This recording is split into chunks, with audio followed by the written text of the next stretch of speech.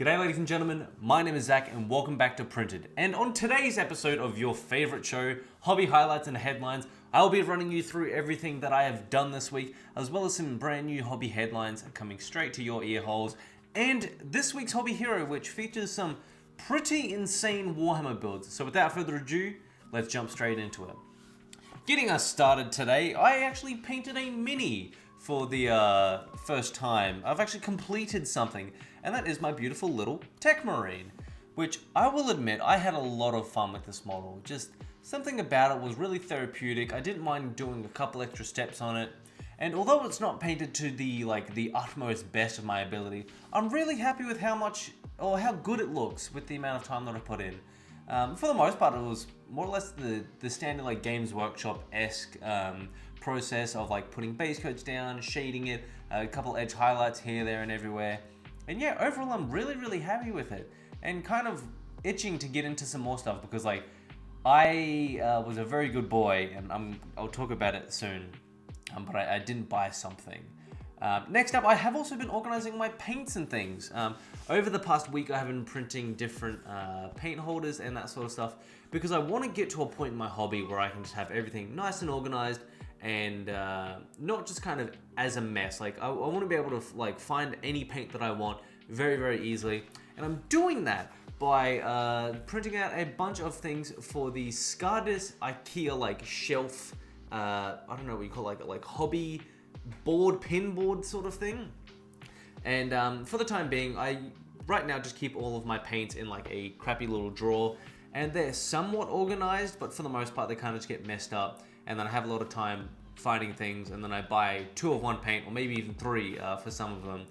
And this is going to stop me from doing that because I'll be able to put them on this pegboard sort of thing, and they'll have their own spots, and they'll be very clearly displayed.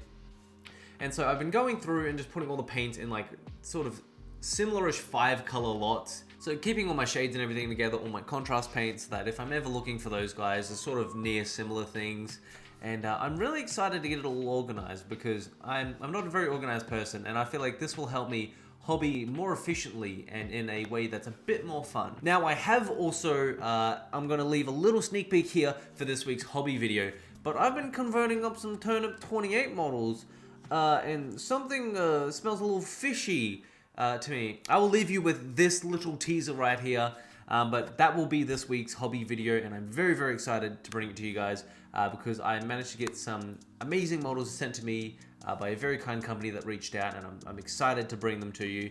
I've had a lot of fun with this conversion. I won't show you the big conversions because I'm really happy with those, and I want those to be a surprise, but I'm loving these little guys.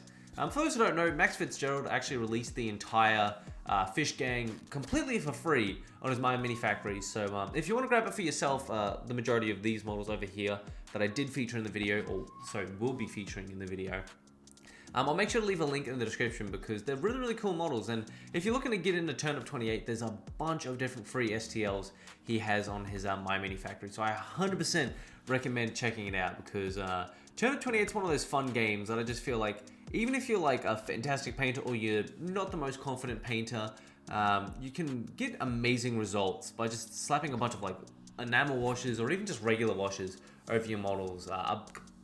Texture paste, grass tufts, that kind of stuff. Really brings the model to life, and yeah, I definitely recommend it to anyone who is looking to get into some sort of wargaming. And all the rules are free, which certain companies don't do, and they only get updated very rarely. So isn't that wonderful that you don't have to learn a new rule system or change your army rules very often? Yes, it is also miniature agnostic, so if that's the sort of thing that you go for, you can have whatever models you want. You can have Lord of the Print models, you can have Space Marine models, you can have literally anything. So the world is your oyster in that sense. But amidst my ramblings, we'll jump into the hobby headlines for this week, and it's a big amount of news. First and foremost, Necromunda Secundus are released this weekend, and I won't lie, guys, I spent a good maybe 20 minutes to an hour contemplating whether or not I wanted to buy that box set, and I've come to the opinion of I'm probably not going to buy it this week. I'm still in a little bit of debt, so I need to pay all those back first, and as much as I want it and can kind of afford it, I don't think I need it. I have a bunch of projects that are sitting in the garage right now. And I think painting the Techmarine has kind of made me realize that, because I'm like, if I get these done, it feels really good.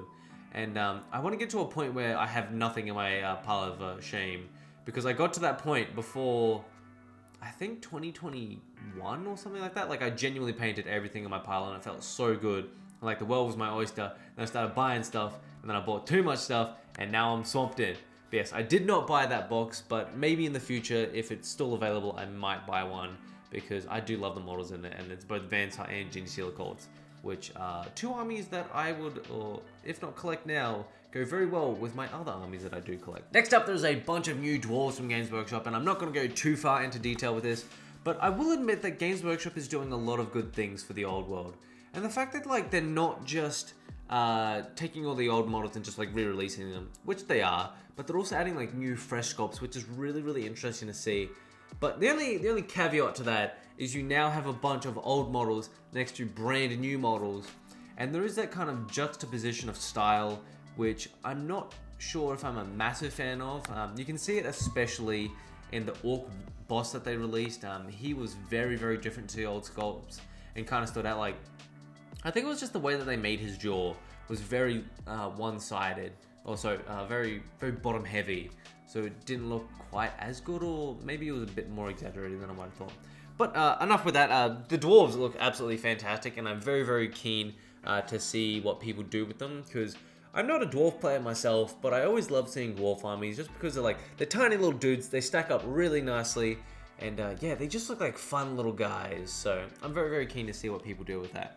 Next up, I do want to talk about something that is kind of Warhammer related, but is definitely not miniature, and that is the Abbadon the Despoiler statue from Weta Workshop, which, oh my freaking god, it's $2,800. What the it's so expensive, and it's a 1/6 scale figure, and they made 700 of them, and like, that is insane. And I actually don't know if they sold out of the first one. If I have time, I might check before I release this video, but like, they made 700 of these things, and they are freaking massive. Like, they're 1/6 scale, so I'm pretty sure it's about like that tall, which my hand's probably out of frame, but that's massive. And I will admit, they look absolutely fantastic. Like, they've definitely put a lot of love and time and effort into it, and it's really cool to see them sort of like Warhammer going into more of the collectible space, because like, I love the McFarlane toys that they did, and I think it's Joy Toy that does them now. They look absolutely fantastic, and like, having these sort of statues and things is pretty neat, and kind of shows, you know, like, especially at, I can't remember if it's Abbadon or I think it's Abbadon, or maybe Abbadon, I can't remember. But yeah, it's really cool to see him sort of in a slightly larger scale with a little bit more love. But I will not be picking one up for $3,000, unless maybe you could actually proxy that as like a Warlord Titan. It's like a Chaos Corrupted Warlord. Maybe that's an idea. I think it's kind of cheaper too, maybe. I could be wrong, but who knows. Next up, we have some 3D printing news, which I'm very, very excited for. Mezgike, the absolute GOAT, has released the Abyssal Dredge prints, which I don't know if I'm ever going to paint this bad boy, but my god, does it make me really want to jump back into my Dredge army. Because I've only got like 5 Deep Shroud Terminators painted up, and I want more. I freaking love those models. And I do like the bases that I did on them as well. And I could see that going very well with this model. Like, just look at the size of it. It's like this big guy in like a dynamic pose, and he's kind of got like a hammerhead head. But yeah, Mezgike is really just like upping the game for 3D printed stuff. And they've got like such a unique style for all of their models. Because I'm pretty sure Mezgike themselves actually sculpts all of the stuff for his Patreon. I assume. I don't think I've ever seen him like outsource. No, like other companies, like it's nothing against those companies. Like, obviously you have to make models, but Mezgike's got such a unique style, and I freaking love it. May or may not pick up one of these eventually, but for the time being, it will sit in the back burner of cool shiz that I want to buy. Now, last but not least, Station Forge's Lotharias, which definitely is not a proxy model for a very recently released Genestealer Tech Priest person. I absolutely love this model. I think they've done a good job on it. They've got like the little guy who's kind of there, and he looks like very gremlin-y, which is the vibe that obviously you have to go for in these circumstances. And I don't have too much to say about it. I just really like it, and I think it's going to be a fun little model to paint up. If I don't end up buying a legitimate one, I'll probably just end up buying this guy because he's very similar. and doing some fun stuff with him. Now, last but not least, we have a fantastic hobby hero for this week, and it's something actually a little bit different. But I want to talk about RobHawkinsHobby. Now, I came across Rob's stuff a couple of days ago when I was looking for someone to feature in this video. And I must say that he does the most incredible conversions that I've ever seen, and they're not particularly models. Although he does do that, his biggest thing that I've seen him do a bunch of work on is terrain. That's what really caught my eye.